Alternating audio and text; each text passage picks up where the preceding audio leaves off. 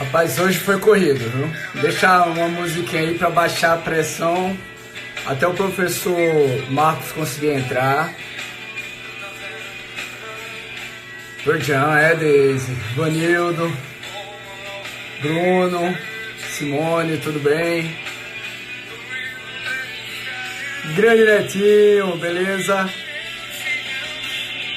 Só rolar aqui a música, pessoal, enquanto o professor Marcos entra.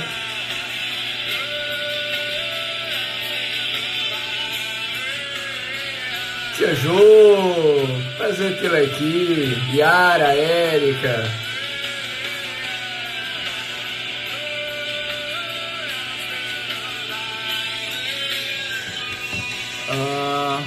Pessoal,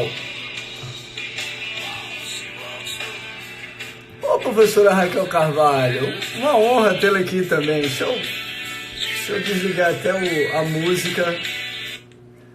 Professora Raquel Carvalho, uma honra tê-la aqui. Professor Marcos, Cláudia, Adriana, Lícia, Bruna, prazer tê-los aqui. Só esperando o professor Marcos entrar e solicitar. Pediria para que a turma não pedisse o compartilhamento, porque eu estou aguardando justamente o professor Marcos entrar. Grande Andrew, Jonathan, tudo bem? Esperando o professor Marcos para a gente começar essa live. Hoje foi na pressão, além da correria do dia a dia, o Instagram ficou instável, né? Pouco antes hoje à tarde, um pouco antes de começar, então deu uma pressãozinha aqui, a gente tentando uma outra solução para... Opa, professor Marcos, tudo bem? Só solicitar o acesso e aqui será uma honra aqui dividir com você dividir aqui o vídeo.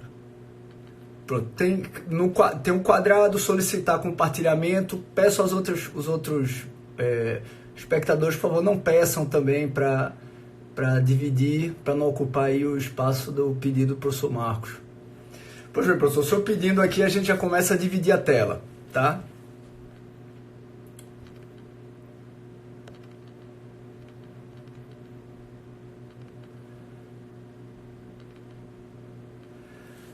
Ai, Deus, vamos lá. Enquanto o professor Marcos entra, a gente vai... Semana puxada, né, pessoal? 3 semanas, já vamos para 3 semanas de confinamento aqui. Tá quase um Big Brother coletivo.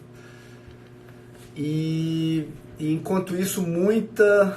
Rony, eu também posso convidar? Boa, bom saber disso, Marcos. Tá. Deixa eu ver aqui, então.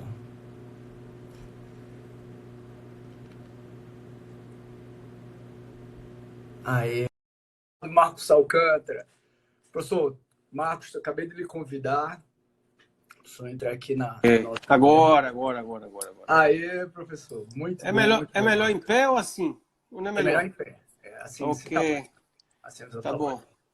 Professor Tudo bem? Marcos, olha, é uma honra tê-lo aqui, uma honra dividir essa DR com você. A professora Raquel Carvalho. É minha amiga, minha querida amiga lá de Minas. Que bom. Grande Raquel, uma pessoa que eu não conheço pessoalmente, mas uma administrativista por quem eu tenho grande admiração. Né? Ela é fera. Já há muito tempo. É. Pessoal, então vamos fazer a apresentação aqui a todos os que estão entrando. O professor Marcos Nóbrega, ele é pós-doutor pela Harvard Law School, também pela Universidade de Lisboa, doutor e mestre em Direito pela UFPE. Eu estou falando uma breve síntese realmente. Professor da Faculdade de Direito de Recife, na UFPE. É também conselheiro substituto do Tribunal de Contas do Estado de Pernambuco, né? Conferencista, autor de diversos artigos, colunista em importantes portais, autor também de livros, um deles aqui, viu, professor? Qualquer Obrigado. dia, encontro para torná-lo infugível. E o professor Marcos Nóbrega, sem dúvida alguma, particularmente eu posso dizer isso por mim, é uma das grandes referências da análise econômica do direito nas contratações públicas. O que é algo que é muito necessário, quem é meu aluno sabe, eu sempre comento sobre isso e vejo por outras minhas aulas, cito algum escrito do professor Marcos Nóbrega. Essa análise econômica do direito é muito importante no direito administrativo e, sobretudo, nas contratações públicas. A nossa doutrina em relação às contratações públicas, às licitações, ainda é muito carente de uma percepção mais consequencialista do direito, com todos os conceitos de economia, de análise econômica que a análise econômica do direito permite. Tá? Então, é uma grande honra tê-lo aqui, professor. Espero que os nossos espectadores, tanto hoje na live, como no decorrer das 24 horas que ela ficar disponível, possam apreciar aí as suas lições. Tá bom. Eu quero agradecer, professor Rony, nosso colega lá do programa, lá, do doutorando lá na Federal de Pernambuco, e quero agradecer o convite e dizer que esse livro é apenas entre tantos, mas é apenas um esforço para tentar dotar a doutrina de direito administrativo com luzes diferentes, que não quer dizer que, na verdade, estejam corretas, né? Aliás, quero saudar o seu livro, inclusive, que é manual permanente, não só aqui nos meus escritos acadêmicos, mas no meu ofício, né? É um livro que traz muitas respostas, né? Aliás, eu acho que a diferença entre o que a gente escreve é o seguinte: como eu só trago perguntas, você traz as respostas, o que significa que seus livros são muito mais úteis do que os meus, né? Porque a pessoa lê meu livro e fica cheia de dúvida. O seu esclarece. Daí a diferença do nosso sucesso. O seu certamente é muito maior. Mas eu quero agradecer e dizer que o tema licitação é um tema muito importante para mim, né? Eu trabalho como conselheiro substituto no Tribunal de Contas desde 96, né? Então nós já temos aí 24 anos lá no Tribunal de Contas. Mas antes eu tinha trabalhado na Secretaria da Fazenda. Então, assim, aliás, falar em licitação, eu sou do tempo ainda do Decreto-Lei 2.300, né? Que é um decreto que antecedeu a Lei de Licitação, que foi de 86 até 93. Então, para você ver eu sou velho. Não é que eu seja velho, eu sou antigo no negócio de licitação. Você começou cedo. Não, comecei cedo nesse negócio. Então, eu já lidava com o decreto 2.300. Então, vi a gestão da Lei 8.666, né? E as dificuldades que a gente passou a ter com a Lei de 8.666 de lá para cá, né? Eu acho que a gente vive uma situação muito dramática no Brasil, e eu até espero aqui, professor Rony, que todos que nos ouvem, que nos assistem nessa live, estejam bem de saúde, né? Estejam tomando as devidas precauções. E é um momento que é um turning point no direito público, né? E essa crise do coronavírus, ela traz impactos fundamentais, não só no direito administrativo, mas no direito tributário, mas no direito trabalhista, em tantos outros. Vejam vocês que houve um caso agora recente muito interessante aqui na Prefeitura do Recife, que resolveu antecipar o IPTU de 2021.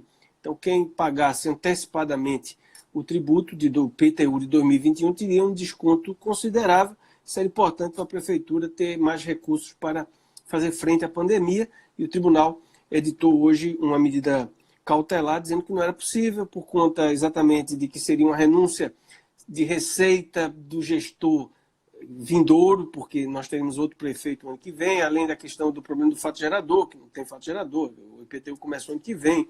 Então, assim, você vê o impacto em todos os ramos do direito. Mas o que eu queria conversar aqui é que duas coisas fundamentais, e aí é o ponto central do meu debate. Eu acho que a gente tem que pensar no direito administrativo pós-coronavírus, né?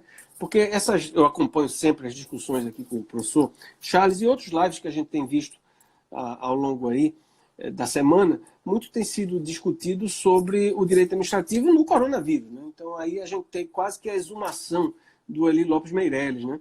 Que é o direito administrativo da questão contundente das prerrogativas administrativas, da requisição. Tem gente que está vibrando com a requisição administrativa, né? Está chorando aos pés do túmulo do Eli Lopes Meireles, quer dizer, o chamado direito administrativo raiz. Mas a gente tem algumas lições que a gente precisa ter em relação a isso. Eu acho que o ponto de partida do debate que eu queria ter são exatamente essa lei que a gente tem, né, que é a lei que o governo fez com medidas emergenciais, que é a Lei 13.979, e tem algum ponto fundamental em relação a isso. Eu acho que a primeira lição que a gente tem disso tudo é que essa crise mostrou que a Lei 8.666 não dá mais, né? Quer dizer, numa situação de emergência, ela foi incapaz de resolver os problemas mais ágeis da população. E as pessoas não viram isso, muitos não viram isso por preguiça, por comodismo, por não ter percebido de que isso era realmente um impacto de uma mudança fundamental. E devo dizer, inclusive, que esse projeto que tramita no Congresso Nacional, que agora me parece que dorme em uma das gavetas do Senado, não sei se o projeto vai prosperar, também é mais do mesmo. Não vai trazer soluções contundentes para o âmbito das licitações.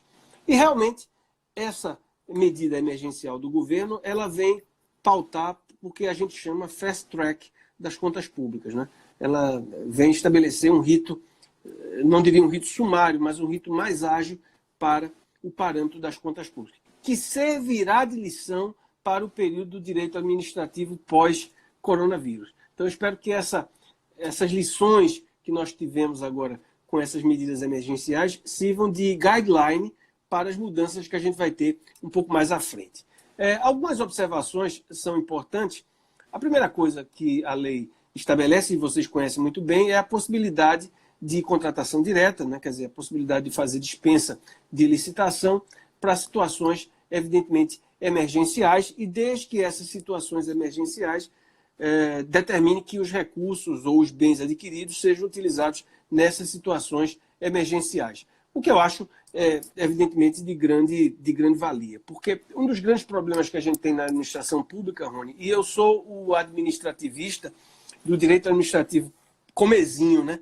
Eu tenho vários amigos que são professores em direito administrativo e são professores de grandes temas, concessões, PPPs, contratos vultosos. Eu sou o administrativista do dia a dia, que lido com os pequenos municípios. E percebo claramente que uma dificuldade imensa de contratar, uma dificuldade imensa de conseguir fazer uma licitação.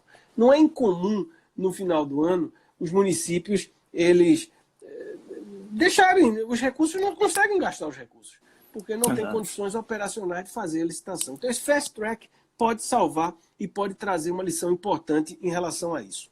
Outra coisa que a lei fala mais à frente é o que a gente vai chamar de contratação de empresas apenadas, né? Quer dizer, você possibilitar que as empresas que tenham problemas, exceto, me parece que a questão do INSS, essas empresas possam, mesmo que tenham uma idoneidade declarada, né, possam licitar com a administração. E aí a reflexão que eu faço é, será que nós não forçamos muito a mão no chamado direito administrativo sancionatório? Será que a gente não penalizou muito a empresa ao longo desse tempo todo? Essa é uma reflexão que pode surgir no direito administrativo pós-crise, né? Não é incomum. Um dia desse eu estava diante de uma situação de um meu querido amigo André Lali, certamente o melhor aluno que eu tive lá no doutorado. Um exemplo que são muitos, né? A criatura ficou maior do que o criador, né? Então, um dos casos é o nosso querido amigo André Lali, aqui da UFRN. Aliás, a grande vantagem, o professor Rony sabia isso, a grande vantagem de ser professor é que a gente sempre tem contra-alunos que são de altíssimo nível e uma qualidade, isso dá uma felicidade realmente muito grande. Sem dúvida. É o seu caso, nosso querido André. Mas o que eu quero dizer é o seguinte, então será que a gente não errou a mão no direito administrativo sancionatório? Olha o sentido de convergência do direito penal com o direito administrativo sancionatório. Será que a gente não... E acho que isso me permite a sinceridade, eu sou totalmente a favor da Lava Jato, mas eu acho que a Lava Jato tem alguns efeitos colaterais, e certamente é a apenação excessiva de empresas.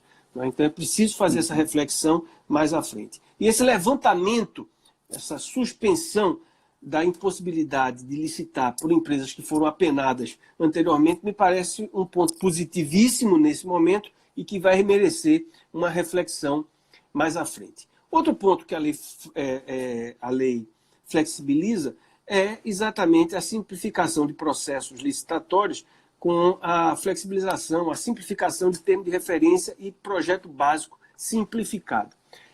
O problema é o seguinte, cara. A licitação é uma burocracia imensa.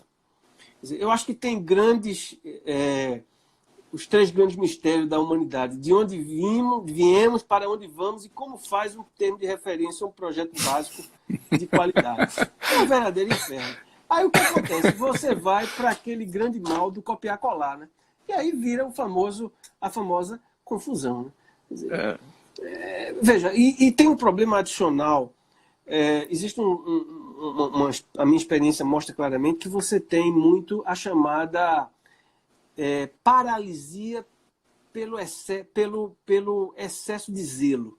Então, sim, você sempre quer fazer um termo de referência tão extraordinário, tão fantástico, que acaba nem aparecendo,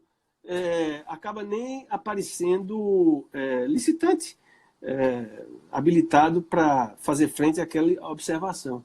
Né? Então, até porque tem um custo entender aquele termo de referência, né? Tem um custo enorme. Não tem quem entenda, não, bicho. Não vou nem falar de termo de referência, mas aquele negócio da IN 05, que não é termo de referência, né?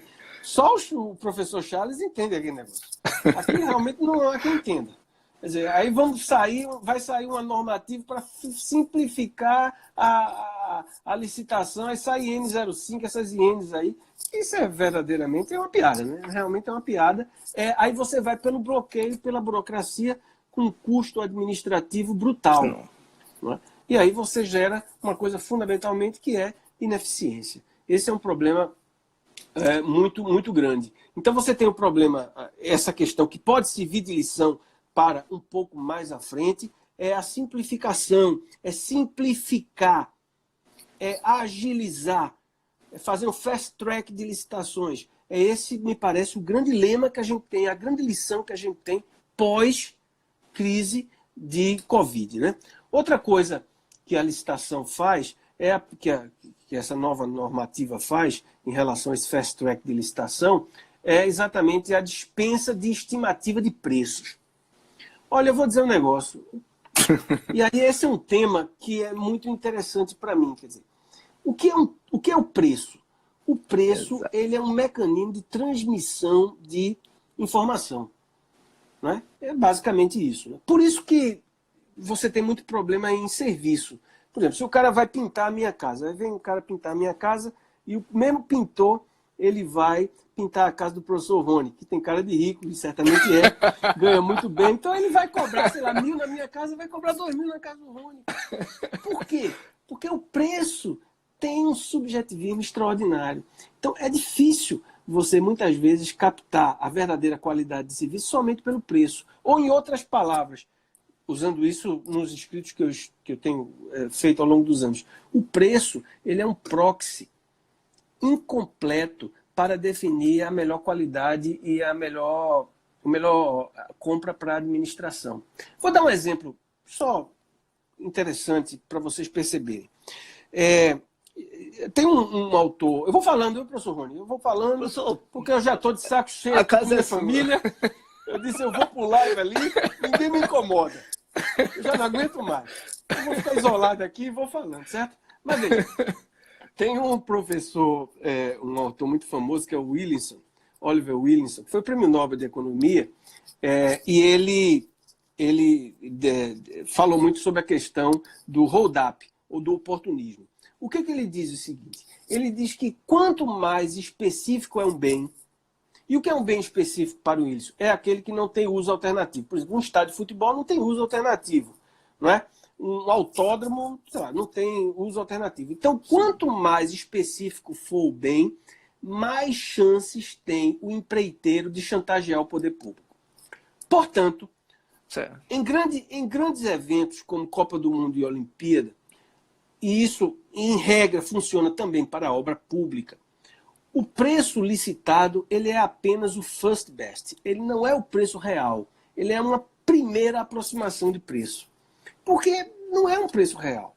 Sempre o empreiteiro ele vai ter condições no jogo, e aí é uma discussão de teoria dos jogos, de jogo estratégico, sempre ele vai ter condições de buscar mais à frente o aditivo. Então, quando se diz muitas vezes que uma obra teve 200%, 250% de superfaturamento, às vezes não é, porque aquele preço licitado é apenas o first best. Eu disse isso num evento um dia desse, até em Minas Gerais, Minas Gerais, da nossa querida Raquel, né? Minha mulher, inclusive, também é mineira. E eu falei, disse, olha, eu acho que há um superfaturamento no superfaturamento. Porque não é possível que você tenha 200% de superfaturamento numa obra. O empreiteiro não é tão idiota assim. Na verdade, é que essas tabelas que se usa, tabela Cicro, tabela Sinap, é uma fotografia. Os preços são dinâmicos, os preços são correlacionados. E aí, quando você usa tecnologia, Rony, e é um tema que tem sido de grande preocupação minha nos últimos anos, né? Eu tive recentemente como visiting scholar no MIT, os preços são correlacionados e você tem como usar estruturas de tecnologia para capturar essa correlação dos preços nessas cadeias de suprimento. E também, nessa crise do coronavírus, será um teste fundamental para perceber como se dá a correlação em cadeias de suprimentos. De tal maneira que, voltando ao tema que a gente está tratando aqui, a dispensa de estimativa de preços, que é uma discussão que se coloca nessa lei emergencial, é fundamental, porque o preço, essas tabelas não conseguem observar essa realidade. E outra coisa, pessoal, o bem, a natureza econômica do bem, ela muda com o tempo. Por exemplo, álcool gel. Álcool gel não era essencial. Agora já é essencial. Mudou a elasticidade do álcool gel, cara. Exato. Aumentou a demanda. Mudou a elasticidade. Mudou a elasticidade. Por exemplo, não sei quanto custa lá um álcool gel. Sei lá. Custava R$5 o álcool gel há 2 meses atrás. Agora, se aparecer álcool gel por 30, você compra. Então mudou, né? Exatamente. Mudou. Então você não pode ter uma tabela que algum burocrata ou o cara botou no Excel, sei lá como é que faz essas tabelas, há 2 meses atrás. Não tem como, cara. Não e tem doravante como. não vai ser. E doravante não vai ser. Porque com essa crise, estrutura de custo de empresa e canais de insumo vão mudar. Professor, como é que faz? Aí você tem algumas alternativas, como o blockchain, mas isso você pode fazer de forma mais simples, inclusive isso. Então, o segundo ponto que vai me chamar a atenção nesse direito administrativo pós-crise, que eu não estou falando porque a gente só está ouvindo falar aqui do direito administrativo da crise. Eu estou falando do direito administrativo pós-crise, as lições que a gente pode tirar disso tudo, nesse fast track. É repensar essa estimativa de preço. Porque o preço, ele é, repito, um proxy incompleto para você estimar o preço do bem. Aliás, eu estava um tema, eu até acho que escrevi isso. Sei lá, tanta coisa que eu escrevi. Eu já esqueci, já acho que eu escrevi. A gente esquece as coisas, né? Mas, dizendo o seguinte, tem um estudo muito interessante de concessões na América Latina, eu acho que é do Guache, que é um professor de Berkeley, e também do Banco Mundial, ele diz assim, até nos 73%, sei lá, das concessões de serviço público na América Latina, nos 2 primeiros anos, elas foram renegociadas nos 2 primeiros anos. 73% das concessões foram renegociadas e, basicamente, você tem 2 riscos fundamentais. O risco político, que avança no tempo mais à frente, e o risco de demanda. Ou seja, você não tem como estimar a demanda. Então, você dá um chute mais ou menos na demanda. E aí, você, nos 2 anos primeiros, você está pedindo reequilíbrio. Mas esse reequilíbrio não é um trauma. Esse reequilíbrio é o ajuste das chamadas placas tectônicas, o ajuste das placas diante das coisas começando a funcionar. Não acho impossível, eu até escrevi sobre isso, que a gente tivesse uma modelagem específica de licitação para concessões, por exemplo, para ter uma espécie de estágio probatório de 2 anos, onde os preços e os riscos vão se acomodando. Porque a gente só sabe se funciona quando começar a rodar, quando começar a funcionar. Tá entendendo? A discussão que eu tenho, Rony, é que a gente vive preso em algum lugar do passado. Perfeito. Isso eu tenho dito reiteradamente em minhas palestras. A gente está preso no século XIX, cara. Entendeu? Exato, nesse jeito. A estimativa de custo, por exemplo, num processo licitatório é muito comum que se perca, para ter um mero parâmetro, se perca às vezes 2 meses. 2 meses em que uma equipe está lá cotando o preço, acompanhando planilha. Eu já fiz até um desabafo uma vez aqui num vídeo, um processo de 1.200 páginas para aquisição de medicamento, 800 eram folhas impressas de estimativa de custo, que é nada mais do que, como o senhor falou, um retrato, né? Vou falar a você que a gente tem a mesma ideia, quase a mesma idade. Você, me permita. Eu já vi tanta coisa, meu amigo. Olha, eu podia escrever o guia politicamente incorreto da administração pública. Eu já vi de tudo na administração pública. Um dia desse, só abrindo esse parêntese, eu estava na minha sala no Tribunal de Contas, porque a faculdade de Direito não tem nem estrutura, né, para você receber os alunos lá. Aí ligou, aí vai muito aluno lá entregar trabalho lá no tribunal. Aí foi lá um dia desse, aí a menina da portaria ligou para mim. Disse, doutor Marcos, pois não, tem um aluno aqui para entregar mamografia. Eu disse, ô minha filha, pergunta aí se não é monografia. É monografia. Mamografia eu só recebo as terças. Então, assim, no direito administrativo tem de tudo, meu amigo. Tem tudo. Mas diga, eu lhe cortei sua palavra. Fala aí. Então, é isso. É um custo gigantesco. 2 meses você pegar uma equipe, um servidor, para fazer uma estimativa de custo meramente paramétrica. E, às vezes, se identifica ou se busca dar essa estimativa de custo um valor de verdade real, quando não é. Ela é meramente uma foto daquele momento que não avalia diversos elementos subjetivos. Por exemplo, as normatizações falam usar preços de outros órgãos da administração. Ora, imagina um órgão municipal, estadual ou federal em Recife usando uma ata de registro de preço do município de Itapororoca. Qual é o parâmetro de preço? O custo de entrega de fornecimento de Itapororoca em comparação com Recife. Isso é meramente um parâmetro. A gente nunca pode dar, digamos, o contorno de verdade absoluta a essa estratificação da pesquisa de preço. Isso virou um apoio, um dogma na administração. E realmente, a legislação agora do Covid, né, de enfrentamento ao Covid, está quebrando um pouco esse dogma. E eu fico muito feliz em dizer que foi até numa live aqui, em que a gente discutiu, a Flaviana, a gente discutiu muito sobre isso, e dentro do público que assiste aqui, temos alguns amigos que participam da SEGES, lá no Ministério da Economia, e eles levaram essas questões, que foi justamente a questão de poder contratar a empresa sancionada e a questão da estimativa de custo, porque na época até nós colocamos, olha, não tem como usar a IN 04 por conta, que fala sobre estimativa de custo, para, por exemplo, comprar álcool em gel, porque o álcool em gel agora é 4, 5 vezes o preço. Então não tem como você comparar um preço de um mês atrás e mesmo assim conseguir comprar o álcool em gel. É impossível usar a modelagem de estimativa de custos. Então é ótimo ter um participante que, eu uso a expressão solta-poita, né? Quer dizer, que provoca a pensar diferente, pensar fora da caixa. É ótimo porque o nosso público, às vezes, tem alguns profissionais que atuam nessa área de regulação, da área de licitações. Agora, muito veja, bom. Isso não é assim, não é uma invenção minha, né? Quer dizer, no mundo todo discute essas questões, né? Aliás, tem que depois pode me adicionar lá no WhatsApp, né? Ou no Instagram. Tem muita literatura sobre isso. Quer dizer, é uma demanda mundial, né? Quer dizer, como melhorar a qualidade das contas públicas. Como melhorar a qualidade das contas públicas, né? Enfim, outra observação importante, professor Rony, nessas medidas emergenciais, que vão servir como guideline mais à frente, é a dispensa de documento de habilitação. Veja bem, licitação, e eu reiteradamente tenho dito isso, licitação nós conhecemos muito bem, já estudamos lá pelo Eli Lopes Meirelles, é um procedimento administrativo, né? A concatenação de atos administrativos. No entanto, do ponto de vista econômico, é um mecanismo de revelação de informação. Ou, em outras palavras, é um detectador de mentira. O licitante vai mentir. Ele vai mentir porque ele é humano. Ele vai mentir porque ele é maximizador de receita. Então, cabe ao poder público criar um mecanismo tanto mais eficiente para descobrir o quanto ele está mentindo. E aí, obviamente, a gente está no âmbito do second best.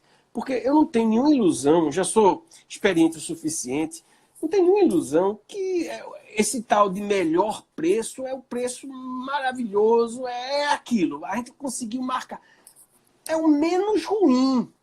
É o second best. Porque sempre a gente vai ter assimetrias informacionais no processo que vai impedir que exista o melhor preço, se é que, de fato, esse melhor preço algum dia vai existir. Entendeu? Entendi, então, a gente tem que criar mecanismos para exatamente isso aí. Do ponto de vista teórico, isso a gente chama de signing, né? É um mecanismo de reputação. É como você vai, como é que você vai transferir a informação. Veja, alguns anos atrás, por exemplo, quando começou a se pedir em licitação certificados ISO, né, carta de exclusividade, o TCU questionou isso aí, dizendo que pelo princípio da indisponibilidade do interesse público, dizendo que isso não era possível porque quem estaria, na verdade, certificando era uma entidade privada, e isso era o mundo público de poder público fazê-lo. Bobagem. Depois ele voltou atrás. Bobagem. Porque isso é mecanismo de signing. É como é que você tem que criar no ambiente de compras públicas, como é que você vai estabelecer parâmetros de rating. Ou seja, quem andou bem ganha ponto. Porque, veja, em sistemas autorregulados já tem isso. Quando você vai fazer uma compra lá buscar um negócio lá no Booking, um hotel lá no Booking. Você não olha lá os reviews lá? Você vai comprar um livro na Amazon. Quando você vai procurar uma hospedagem no Airbnb, você não usa o rating. Isso na verdade, avaliação do Uber. Exato, avaliação do Uber. Isso, na verdade, é uma autorregulação, que não tem nada a ver com o governo, o mercado se autorregula, no sentido de estabelecer regras de rating, de signing. O problema, ou seja, a habilitação é o local na licitação onde se dá o mecanismo de revelação de informação. A habilitação só faz com que milhares de motoboys arrisquem sua vida, levando certidões absolutamente inúteis. Porque essas certidões não vão dizer para o poder público se ele vai conseguir executar o preço, se ele vai conseguir executar o serviço. Não vai. Então, tudo bem, pode até continuar com essas habilitações aí, que talvez seja uma forma indireta de atingir outros fins. O cara pagou imposto tal ou qual.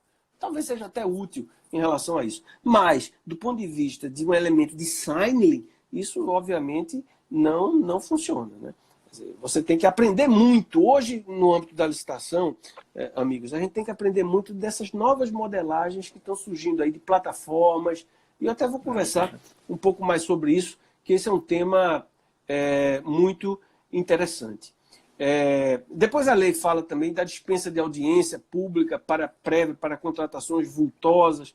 Eu acho que a audiência pública tem seu papel importante, porque é importante ouvir os dois lados, né? Aliás, isso já vem caminhando bastante na administração pública brasileira, né? A gente não pode tratar o setor privado como bandido, né? Quer dizer, a gente não pode tratar o setor privado como inimigo do Estado. Pelo contrário, a gente tem que fazer com que os interesses possam convergir. E muitas vezes a audiência pública ajuda bastante. Mas aí, evidentemente, por conta dessa emergência, elas podem ser suspensas nesse período. Outra coisa interessante que a lei faz é celeridade nos pregões presenciais e eletrônicos. Né? E aí o grande especialista em pregão, isso aí é o professor Rony. Aliás, é curioso isso aí, porque muitas vezes a gente vai, ainda hoje, né, circula nesse mundo aí de palestras. As palestras agora são virtuais, né? Tem live de tudo agora. Eu tem um live de alguma coisa para assistir. Mas você muitas vezes, nesse mundo aí de palestras, de vez em quando vem um palestrante, que claro não é o professor Rony, nem a professora Raquel, nem os outros que não ouvem, que dizem uma grande inovação na licitação pública brasileira é o pregão. Pô, grande inovação, o negócio faz 20 anos, cara. Como é que é uma grande inovação? O negócio faz 20 anos que tem. A grande inovação nas contas públicas brasileiras é o pregão. Né? Como é que pode? Não faz sentido. Quer dizer, a gente precisa trazer novos approaches teóricos e tecnológicos para o ambiente de licitação. Teórico, eu falei vários aqui. Melhorar os parâmetros de signing, que algumas coisas esporadicamente ocorrem, Rony, no novo projeto de lei. Acho que lá me parece que estabelece parâmetros de rating, pontuação para empresas que executaram licitações anteriores. Né? Um abraço aqui, eu estou vendo o nosso amigo Bradson, que para mim é um dos caras mais brilhantes do sistema do Tribunal de Contas. Simplesmente está fazendo pós-graduação, mestrado, doutorado lá em Chicago. Meu ídolo. Não é brincadeira não, amigo, não é brincadeira não. E ele disse que tirou nota máxima em econometria. Veja, isso aí realmente, eu estou ainda nas 4 operações, amigo. Muito bem, parabéns, Bradson. Você é um orgulho aí de todos nós. É verdade, verdade. É um grande ídolo, um grande irmão, um amigo irmão, e ainda me apresentou presencialmente a você. São as minhas duas grandes referências. São minhas duas grandes referências em AD. Que nada, se eu sair aqui em casa do quarto, eu levo lapada de todo mundo aqui em casa, sem ter prestígio nenhum. Zero de prestígio. Bem, mas enfim. Outra coisa importante é a duração dos contratos definidos em lei. E aí, outra coisa interessante, Rony, que aí eu faço um gancho para... Eu falei, assim, coisas boas que a lei, esse fast track, pode trazer. Mas tem um dispositivo muito interessante aqui, que é a possibilidade de aumentar aqueles 25%. Em vez de 25% de aditivos obrigatórios, né, de acréscimos ao contrato que o particular é obrigado a aceitar, agora ele diz que pode ser até 50%. Né? E aí abre uma reflexão em relação assim, nessa crise, o Estado, até claro, positivamente, pesou a mão, né? Sim. Aquisição administrativa, etc. Tal. Eu pergunto a vocês, será que a gente não vai ter uma superponderação ou superfortalecimento de cláusulas exorbitantes pós? Porque muitos dizem, olha aí, professor, o senhor fica falando essa bobagem aí, o que vale mesmo é o direito administrativo raiz. Eu disse, não, o direito administrativo raiz é feito para situações excepcionalíssimas. Exatamente. Vai mostrar que a gente precisa olhar para frente, pessoal. Olhar para frente. Não é? O Estado...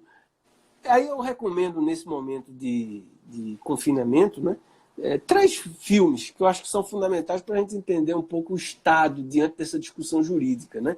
O primeiro é um filme alemão que ganhou o Oscar, que é um filme chamado A Vida dos Outros. Não sei se alguém teve a oportunidade de ver. É a história de um espião lá da Stasi, na Alemanha Oriental. Excelente. O segundo filme é um filme chamado Leviatã. É um filme russo. Concorreu ao Oscar, não ganhou, mas é um filme extraordinário. É a história de um cara que mora na Rússia atual e alguém foi lá e tentou, o prefeito queria desapropriar a casa dele, aquela confusão, eu não vou contar a história. E o terceiro é o filme de Costa Grava chamado Seção Especial de Justiça. Também são 3 filmes que dão aquela visão do Estado Leviatã. Né? Então, eu pergunto a vocês, amigos, será que pós-Covid a gente não vai ter o chamado regresso do Leviatã ou o Leviatã super empoderado? Essa é a pergunta que a gente faz, né? Essa é a pergunta que a gente faz. E isso vai ser importante, Rony, para outra coisa que a gente vai discutir aqui, que eu queria discutir com vocês, além dessa questão, é o que é que vai acontecer no ambiente, por exemplo, de concessões. Porque, veja, parou tudo. Parou tudo. Quer dizer, será que a teoria da imprevisão, força maior, será que a teoria da imprevisão e tudo isso mais é capaz de dar sustentação teórica para essas renegociações mais à frente? E aqui eu abro um parêntese lá atrás, não um parêntese mais à frente. A renegociação de contratos no Brasil, no direito administrativo brasileiro, é visto como um trauma. Né? A gente tem dificuldade de entender o que significa o tempo. E aí, como dizem muito assim, a gente precisa ressignificar o conceito de tempo no direito administrativo. O professor agora quer ser Einstein, Stephen Hawking. É diferente. Veja, é diferente um contrato one shot de um contrato de concessões. Sim. Claro, você não pode ter um contrato de concessão e pensar que durante 30 anos você não vai ter mudança nas circunstâncias. E quando essas mudanças de circunstâncias ocorrem, você faz o reequilíbrio, mas trata, teoricamente, como um trauma. Como alguma, deu errado, vou fazer o reequilíbrio. O reequilíbrio é contingência normal do passar do tempo. Veja, essa live promovida pelo professor Rony chama DR, né? DR é o reequilíbrio econômico-financeiro do contrato de casamento, né?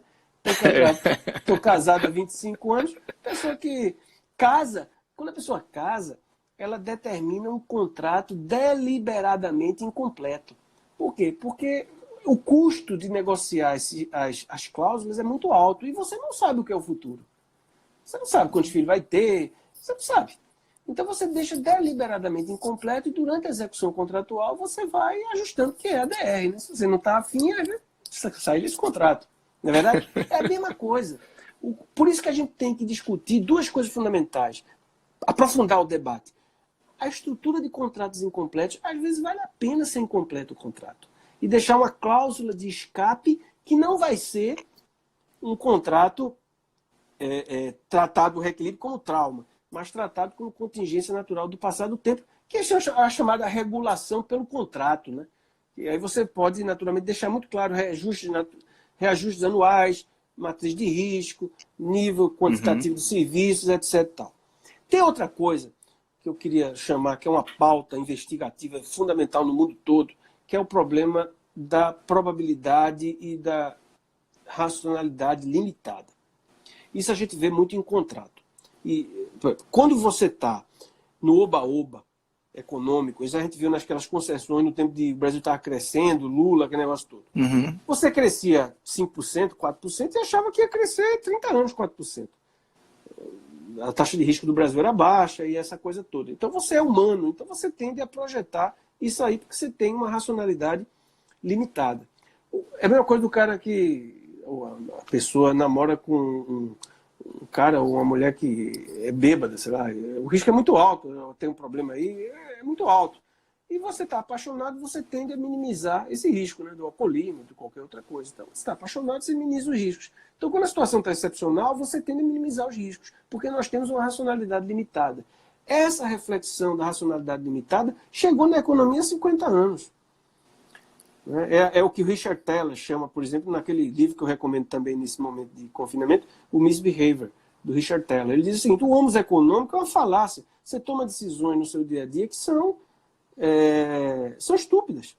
Veja, eu sou uma pessoa racional, o professor Rony também é. Um dia desse eu deu o sinal amarelo, eu acelerei em vez de frear. Veja, eu sou uma pessoa racional, eu sei que o risco de acidente é muito maior se eu acelerar no sinal amarelo. E outra coisa, não estava com pressa nenhuma. Ou seja, nós no dia a dia fazemos coisas estúpidas. Então essa racionalidade limitada, esse boundary rationality, que está na economia há pelo menos 50 anos, mal chegou no direito contratual. A gente precisa aprofundar uma discussão que a gente chama de heurística contratual. Quer dizer, quando é que está esse jogo de informações, de transferência de informações de uma parte para outra que se dá no contrato? Não é? Então, os contratos é o que chama, por exemplo, tem um autor chamado Anderson Schreiber, ele diz assim, que é o dever de renegociar. Eu acho que nesse momento de crise, esses contratos nascem acima da questão de fato do príncipe, de teoria da imprevisão ou de força maior, nasce um dever de renegociar. E aí você vai densificar com muito mais força o princípio da boa-fé objetiva. Perfeito. Entendeu? Perfeito, Quer dizer, perfeito. eu não posso fragilizar o particular diante de uma situação excepcional que não foi culpa de ninguém, e eu não posso ficar fragilizado diante de um Estado que já vem over-empoderado. Exatamente, vai ter muito perfeito. rolo, meu amigo. Vai ter muito rolo. Já está acontecendo, professor. E essa feição que o Estado se tornou, né, de autoritário nas contratações públicas, ela tem um custo gigantesco. Eu me candidatei, na verdade, eu fui convidado pelo consultor-geral para dar uma ajuda, um auxílio ao pessoal da consultoria jurídica, os colegas da consultoria jurídica do Ministério da Saúde. E algumas das experiências em que eu atuei recentemente, muito interessantes, duas delas me marcaram, que tinham a ver com empresários que queriam ajudar com, por exemplo, fabricação de testes, queriam oferecer a estrutura deles, mas eles tinham receio em entrar em qualquer parceria de divisão de custo com a administração pública. Por quê? Por conta das prerrogativas autoritárias da administração pública, risco de sanção, multa. Né? Agora também, para trazer respirador, um dos grandes gargalos tem a ver com esse autoritarismo estatal. Aqui no estado da Paraíba, por exemplo, o Estado acabou de publicar um decreto estabelecendo a possibilidade de requisição desses insumos, materiais, o que me parece uma decisão pouco inteligente do ponto de vista econômico. Por quê? Eu sou farmacêutico, eu tenho uma farmácia, eu tenho uma rede de farmácias, acabei de trazer álcool em gel, máscara, um monte de produtos, está todo mundo com alta demanda, né? Paguei mais para trazer esses produtos e vou colocar nas minhas farmácias. Se eu vejo um decreto dizendo que o Estado vai poder chegar, tomar e depois me pagar, eu não vou nem colocar na prateleira esse produto. E toda a população, toda a sociedade pode acabar perdendo por isso. Então, às vezes não é a administração pública tratar o mercado como inimigo e tentar ser autoritária. O que ela deveria, às vezes, é tentar refletir sobre os reflexos de sua atuação e construir soluções mais dialógicas com o mercado. Né? entender um pouco mais o mercado. Aliás, Entender o essa discussão de licitação, ela tem a ver com um tema muito interessante que a gente chama market design, né? Na verdade, a gente pode desenhar soluções de mercado. Quer dizer, e aí você tem um autor americano, ganhou o Nobel de Economia, chamado Alvin Roth. Ele ganhou para... ele tem um livro muito interessante, tem um livro dele em português, inclusive, que ele fala essas experiências, que é para alocação de estagiários, de interns, não é estagiário, fazer... Depois que a pessoa se forma em medicina, faz o quê? Residência. Os alunos de residência nos hospitais públicos e também as licitações para espectros de radiofrequência. E também cria marketing design para o sistema de doação de órgãos nos Estados Unidos. Isso é muito interessante e tem a ver muito... E também, se você quer compreender um pouco mais desse problema, vai estudar um pouco os trabalhos de Tirol, por exemplo, de organização industrial, o pessoal da Universidade de Toulouse. Existe um mundo. Agora o cara fica naquele negócio de 20 anos atrás, 30 anos atrás, olha a árvore, mas não olha a floresta. Pessoal, a floresta está pegando fogo. E a gente olha somente a árvore que está próxima da gente. Né? Agora, o objeto dessa live é o futuro das licitações públicas. E aí eu chamo a atenção para algumas experiências interessantes. A primeira delas, que a gente já tem visto aqui no Brasil, curiosamente, são duas experiências pioneiras com apoio do BID, na Bahia e no Rio Grande do Norte, que é o uso de blockchain para licitação de alimentos. O negócio, veja, não é São Paulo, não. Não é nenhuma proposta da Fiesp, não. É lá no Rio Grande do Norte e na Bahia. E também o pessoal tem usado blockchain para setor de transporte no Piauí.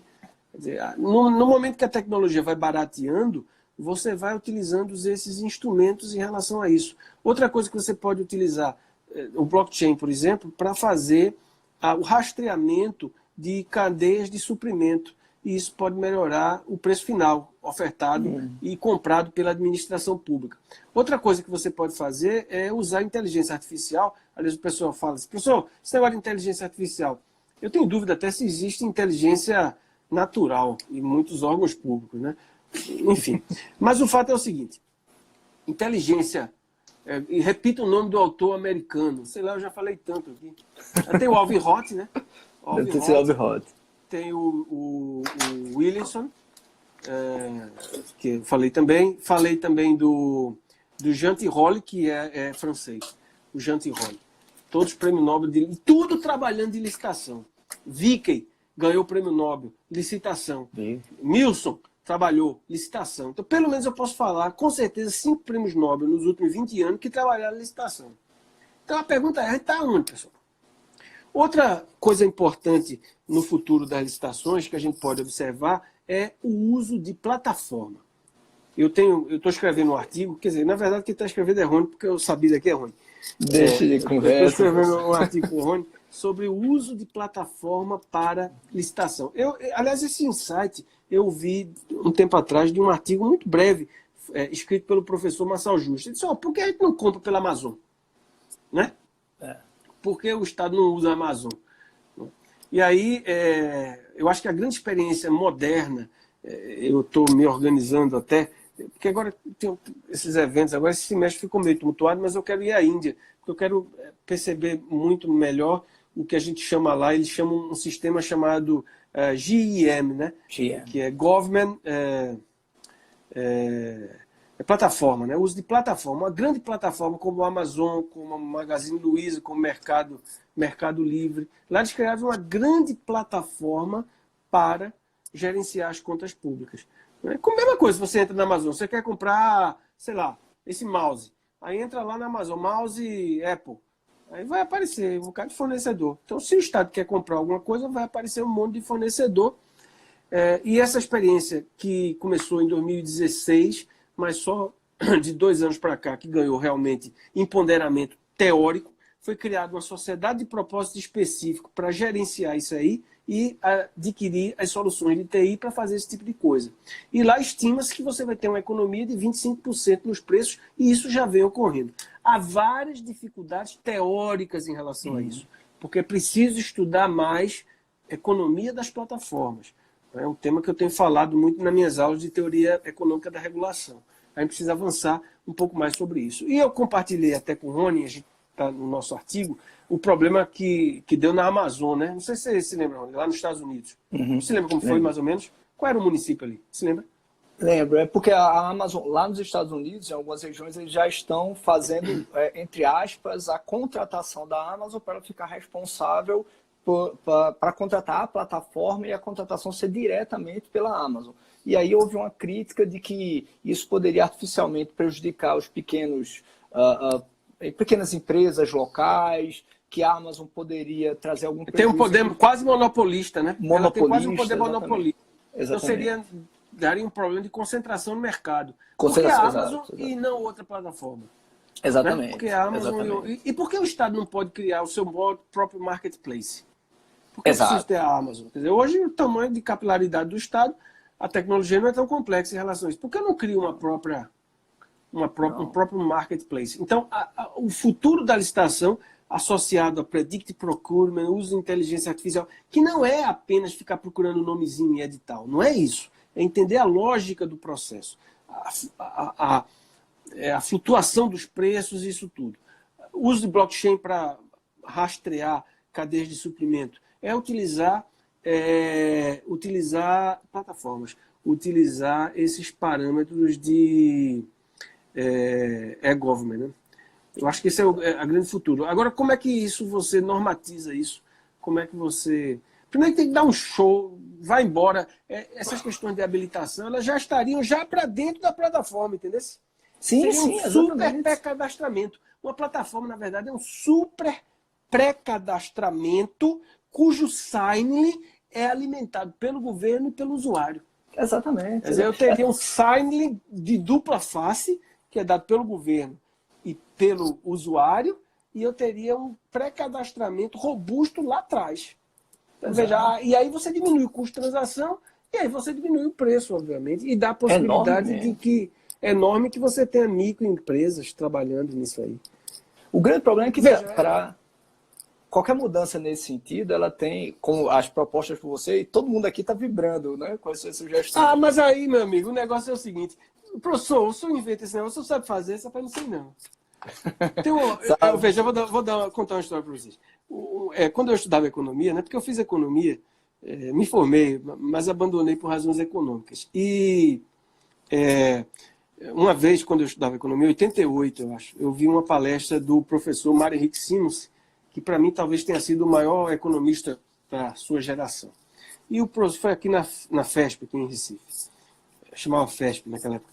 E aí ele contou uma história, ele disse o seguinte, que no reino animal, a centopeia, né, que em Recife chama emboá, não sei como é lá na Paraíba, a centopeia estava com reumatismo em mais de 70 patas, e já tinha ido para vários médicos veterinários, sei lá, no reino animal, e ninguém resolvia. Aí encontrou com sua amiga formiguinha, e disse, já que você está desenganada aí, vai lá no amigo meu que é economista, que ele pode resolver. Tá, estou na pior mesmo, aí eu vou. Aí chegou lá, o cara analisou, fez uns dados econométricos e tal. Disse, olha, eu tenho a saída para a senhora. A senhora faz o seguinte, a senhora se transforma em galinha e no máximo vai ter reumatismo numa pata só. Aí quando ela ia saindo da sala, ela disse, doutor, me diga, como é que eu faço para me transformar em galinha? Disse, rapaz, não tenho a menor ideia.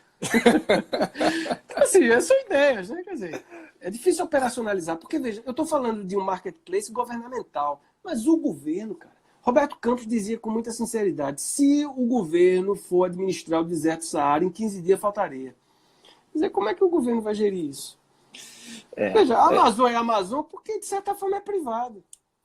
É verdade. Mas o governo acho fazer isso.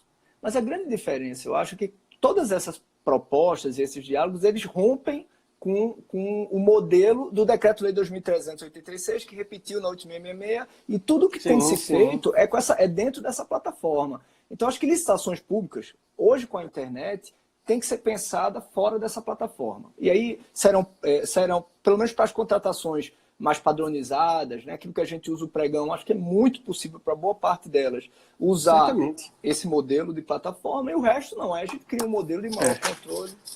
Por exemplo, eu estava lendo esse livro hoje à tarde. porque fica incentivo, porque ele é ao contrário, né? Incentivos. Economia e licitação é sobre incentivos, né? O debate é incentivos. Sim, perfeito. O debate não é dinheiro, o debate é incentivo, né? Então a gente tem que alinhar incentivo.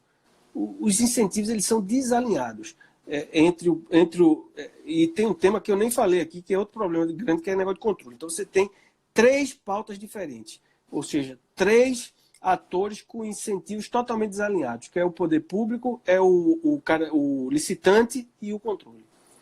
Então você tem que alinhar incentivos. Então, marketing design nada mais é do que um mecanismo de alinhamento de incentivos. Isso é que aumenta a eficiência. Pode botar 500 decretos aí, 200 decretos, milhões de leis, 50 mil cursos. Resolve nada. Não vai resolver. Mas isso são apenas elucubrações, né? Elucubrações da quarentena. Mas, professor, foram excelentes lives, brilhante. Pode ver depois, vai gravar, vai ficar 24 horas a live, depois eu tento exportar para o YouTube, mas o senhor você verá nos comentários, assim, todos adoraram sua aula, realmente uma aula magna, uma DR magna. Muito obrigado mesmo pela sua Daqui a presença. pouco eu vou para DR ali, meu amigo. DR aqui é prato farto aqui na quarentena. Não é fácil, não. Olha, professor Marcos, muito obrigado pela sua presença, viu? Muito obrigado mesmo. Eu que agradeço. Obrigado pelas lições, tá? E assim, passo para você a finalização. Acho que temos mais 2 minutos antes que o Instagram nos corte. Mas reitero, muito obrigado mesmo pelo convite, pela aceitação do convite. Não, eu acho que o importante é trocar ideia, né, cara? É importante trocar ideia, né? Eu acho que a gente está, do ponto de vista teórico, como eu sempre digo, em algum lugar do século XIX, né? Quer dizer, que era o mundo da racionalidade, da completude contratual, da informação simétrica. Esse mundo não existe, né? Então a gente regula por uma coisa que não existe.